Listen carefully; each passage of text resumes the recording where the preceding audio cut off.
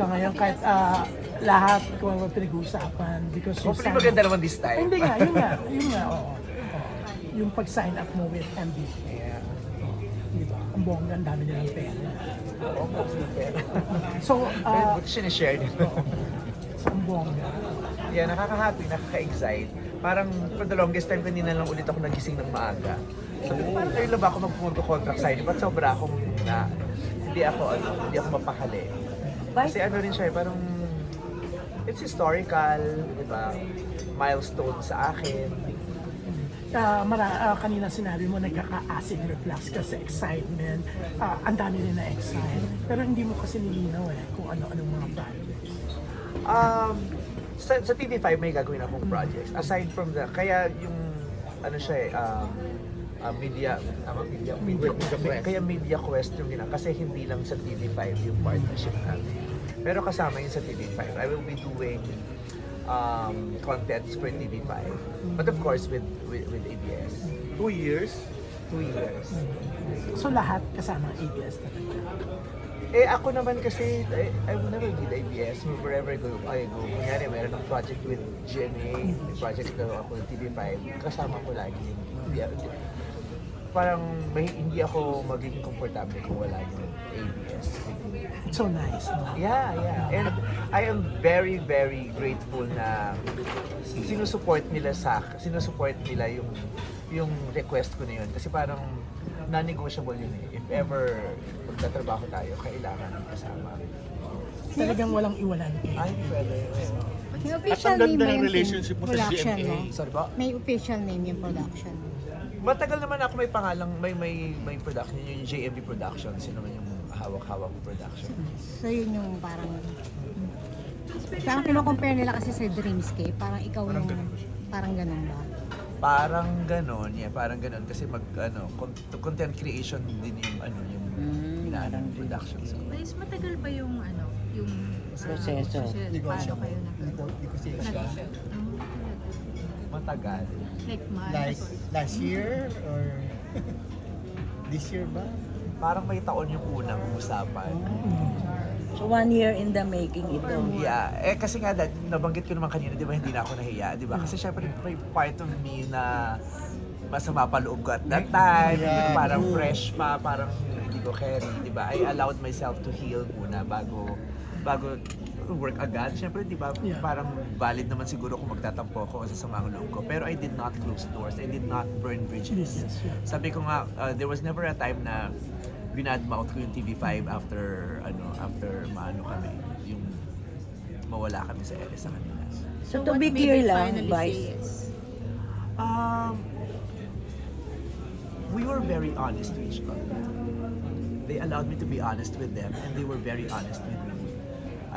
May mga tanong akong nabigay nila yung sagot, na ipaliwanag sa akin. We have a very open communication. And yun nga, yung pareho lang kasi kami ng goal din eh. Ang goal namin is mapahaba pa yung era ng television, especially sa Pilipinas, 'di ba? At least, 'di ba? So magagawa lang natin yun kung magko-collaborate yung mga yung magko-collaborate at pagsasamahin yung mga iba't iba nating kakayahan. Sabi nga ni Evie ko sa akin, you have what I don't have, I have what you don't have. So why not unite? So tama na talaga yung mga war. Alam mo, wala namang, yung mga tao lang din naman na nagpapalaki sa mga ganyan. Pero in reality, parang okay naman lahat. Di ba? Parang yung GMA, nakikipag-usap, di ba? Nag-uusap-usap naman sila. Parang yun nga, isa lang naman ang goal nila na kailangan talaga nila magtulong-tulong para mabuhay itong industriya. Kasi tayong lahat dito hindi magiging masaya. Kung bukas makalawa, wala na. Bukod sa itong bread and butter natin, ito yung nagpapaligaya sa atin at ng maraming tao, itong Philippine show business. So, meron siyang ngayon, may iniinda ngayon yung industriya. So, kailangan yung mga may kakayahan, kailangan magsanib puwersa talaga. ABS, GMA, TV5, and other platforms, diba? Kahit yung mga streaming platforms, diba? Nakaka-collaborate din naman nila. Yeah. Maganda yung konsepto ng collaboration. Yeah. So how Nag-collab nga kayo ni Big Soto, di ba? Yes. It's about may time. pressure ba yung magiging first, sabi mo, magpasama? May pressure kasi syempre ayaw nating lahat mapahiya. Diba? Ayaw ko mapahiya sa Media Quest. Ayaw ng Media Quest mapahiya din sila sa desisyon nila, diba? Sa panindigan na to, diba? Sinimulan na natin yung partnership. Ayaw naman natin mapunta sa, yung ganun lang. Diba? Kasi yung ayaw nating masayang yung kung anong meron tayo na pinagsasama na. Yeah. Bye. Yeah. Kung yung i-offer nila sa akin, ayoko namang sayangin. Diba? Ayoko rin namang masayang yung pwedeng i-offer. Gusto namin, matapos man yung kontrata, maging maayos ang relationship ng bawat isa at happy kami. Gusto ko win-win siya. Kaya yun din ang dahilan kung bakit nag-decision ako na, sige, let's do this. Because it's going to be a big win for me, for TV5, for Media Quest, for ABS, and for everyone that I will be sharing this win-win. Yeah. Vice, Diba? yeah. Service, magiging service siya eh. Yes. Vice, no doubt that you're happy, no? Kitang-kita naman, and syempre with this kind of deal. Pero how are you after your Vietnam and Japan trip? Masaya naman ako, nakapagpahinga ako. Kasi matagal na siyang naka-schedule talaga na yun. Yun ang dahilan kung bakit hindi ako sumama sa Australia. Oo. Kasi pag sumama pa, Oo, pero ayun nga, ang tagal mo na raw plinano with your friends matagal sa na siya. Vietnam, no? Hindi naman ako makakapag-absent ng gano'ng katagal nang hindi aprobado ng management. Talak ang aabutin ko. Yung TV show na gagawin mo sa GMA? Yan ba yung Iba na GGB? lang pag-usapan, nakakahiya lang sa Media Quest. Pero Vice, ano mga shows ng TV5 ang gusto mo na Meron mag-guest na ka? meron na akong mga Klaseng show? concept. Okay. Kasi sobrang nahihiya din ako, sobrang tiwala nila sa akin.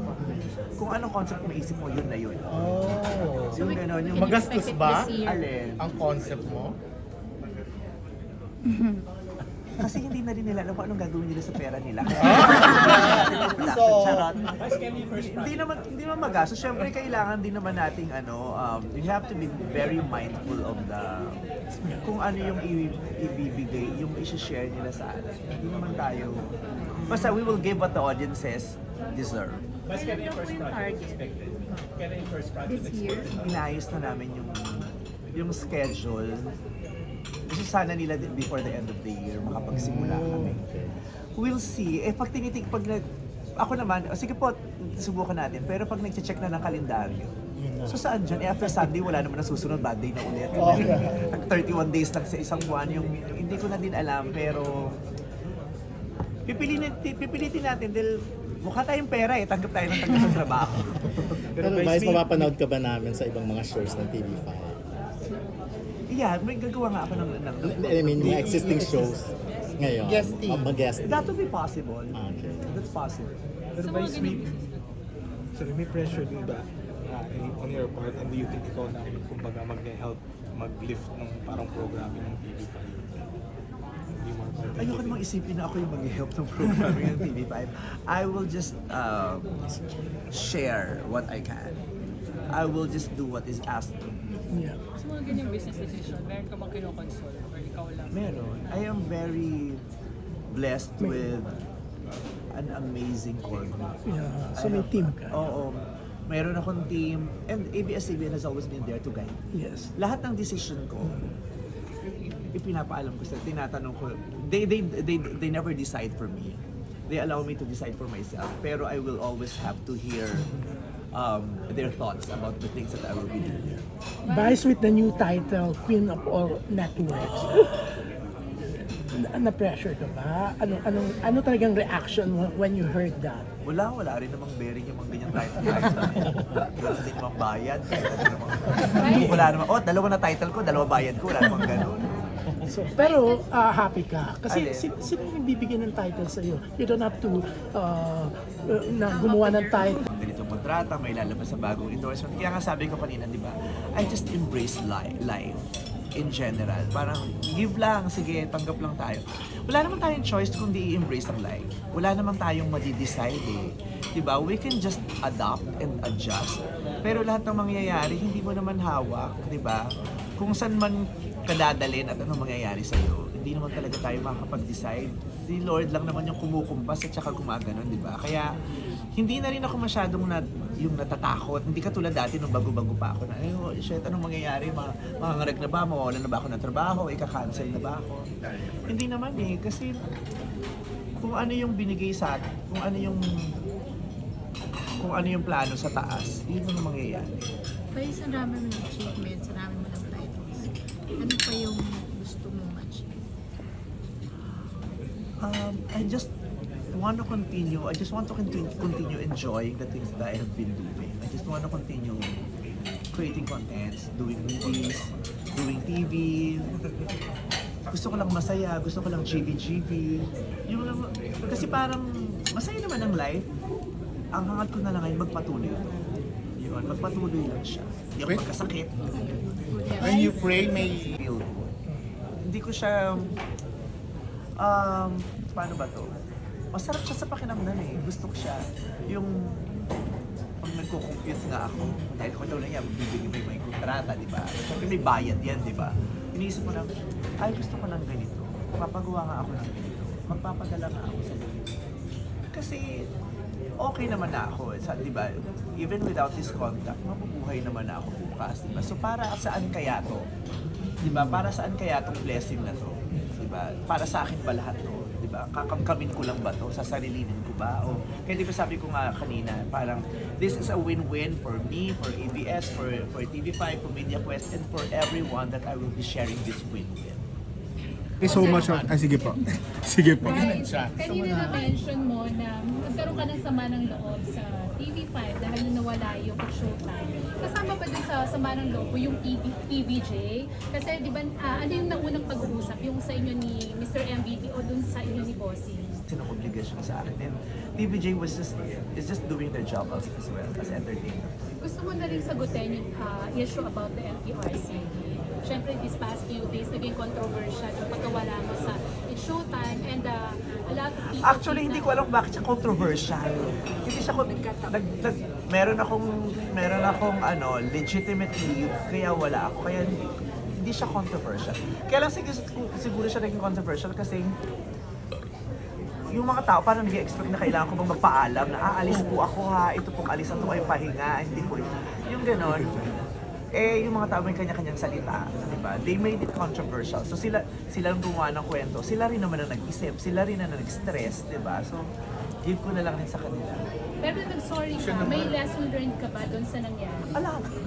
Marami kang ma-realize sa mga ganong dapat may ma-realize ka. Di ba? Dapat may ma-realize ka. Actually, nakakatuwa nga rin kasi na ang nagustuhan sa'yo, I already reached out to MPRC. Sabi ko, may ganitong pong eksena, ganyan-ganyan. Tapos, wala pa naman nakakarating sa amin, pero gusto ko na pong mag-apologize. Diba? Kasi syempre, nakahurt ako ng audience ko nakahurt ako ng madlang people. Hindi naman, ang obligasyon ko ipasayin sila, hindi sila naging masaya. So, it pains me na disappoint ko yung audience ko. Kaya I will apologize right away. Kaya nung nag-usap kami ni Miss Lala, sabi niya, maganda yung naging decision mo na nag-apologize ka agad. Kahit nga nung hearing may hearing sila, gusto kong pumunta. Pumunta ako sa hearing. Kahit sabi ko, i-adjust ko yung flight ko kasi Wednesday yon yung hearing. Ang flight ko Wednesday. So, adjust ko kaya gabi na lang ako umalis on the following day. Tapos mag-usap kami ni Miss Lala, huwag ka na umatin kasi unang-una, hindi ikaw naman yung kailangan makausap. Hindi ka ni-require. Hindi ako ni-require ni Miss Lala. Pero nag-usap kami, in-explain ko sa kanya, ganyan. Nag-usap kami ng Kaya sabi na, sige, kung magbabakasyon ka, magbakasyon ka na. Kami nang bahala at ang Showtime Production, kami nang mag-uusap. Kasi sabi nga nila, hirap pa rin daw. Paano mo yung partnership mo, hindi lang siya basta TV5, MediaQuest. So, nandyan din yung mga radios, cable. How do you plan to maximize your partnership? Recently po kasi na-reopen na naman yung debate about films, the quality of the films that we have in the Philippines, and of course, with this venture po, how do you think would that contribute po? Ano ba yung tungkol sa films? Yung bakit namamayagpag yung mga Hollywood films tapos nagde-deteriorate yung mga lahat naman may opinion at lahat naman may valid din naman ng mga sinasabi. Pero maganda yung mga debate, maganda yung diskusyon. Ibig sabihin, may interest yung mga tao para pag-usapan yung industriya, yung pelikula. Maganda yun, magandang may diskurso kasi ibig sabihin, buhay ang interest. And we just need to challenge ourselves every day, every time nagagawa tayo ng project na magbigay tayo ng ikatutuwa nila. Kasi kaya naman tayo nagbebenta. Kahit ano naman, kahit di pelikula, kahit baso, pagkain, cellphone. Diba, ang ginagawa mo talaga, ang ginagawa mo yon kasi gusto mong bilhin nila diba? Susundin natin yung gusto nila para bilhin nila kasi hindi mo naman pwedeng isungalngal sa mga tao yung bagay na hindi nila gusto. Diba? Kaya nga kahit dati pa, diba, ino-okray yung mga pelikula ko, tapos kino-question nila, bakit ang daming nanonood ng pelikula ko? To each his own, iba-ibang trip natin diba? Iba-ibang gusto nating soft drinks, iba-ibang gusto nating ulam, di ba? Kaya hindi natin pwedeng questionin bakit siya gusto niya yon. Dapat hindi mo yan gusto kasi hindi ko yan gusto. Di ba? May market na ganito, yun ang gusto nila. Binibigay namin to that certain market. Kung di mo trip, baka hindi ikaw yung market. Let's see kung makakagawa din kami ng produkto na para sa iyo. And how would this help yung itong certain venture na to in the future to create more of those? Malaking bagay ito kasi pareho namin kinikilala yung pangangailangan ngayon ng Filipino audience. Diba? For now, sa mga nangyayari sa Pilipinas, ang kailangan talaga nila ngayon is escape through entertainment. Gusto nilang tumawa.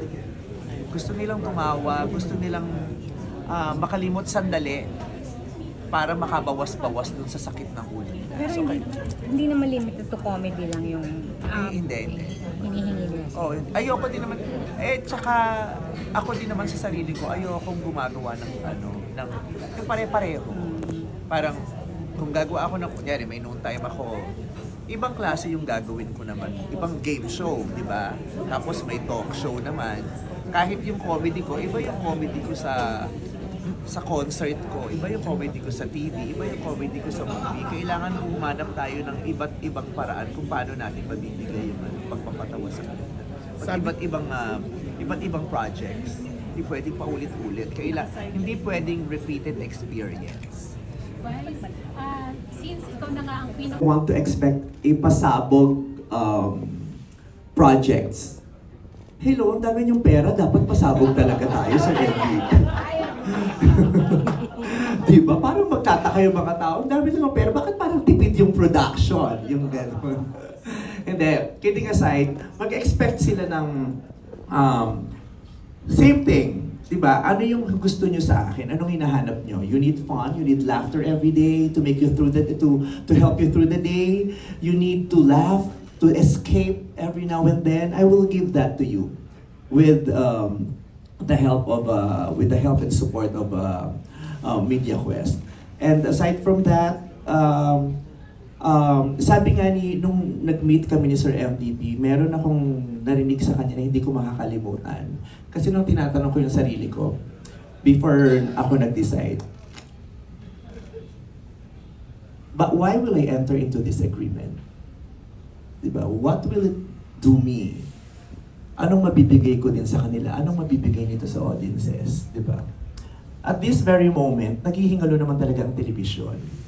At yung hamon na bukas makalawa, wala ng telebisyon dahil sa dami ng ibang libreng platforms. Yun ang isa sa mga bagay na ayokong embrace. Bukod sa pinaghahandaan, gusto kong hanggat makakaya natin ng mga na-industriya, ipaglaban natin, maipagpatuloy itong nasimulan natin. Kaya nung sinabi niya sa akin na, at this point, we just need to unite. Because I have what you don't have, and you have what I don't have. So let's just unite because the industry needs for us to unite in order to survive. So that's very clear. He has what we don't have. We have what he doesn't have. So pag pinagsama mo yon, it's a win-win for so many people. Yes, thank you very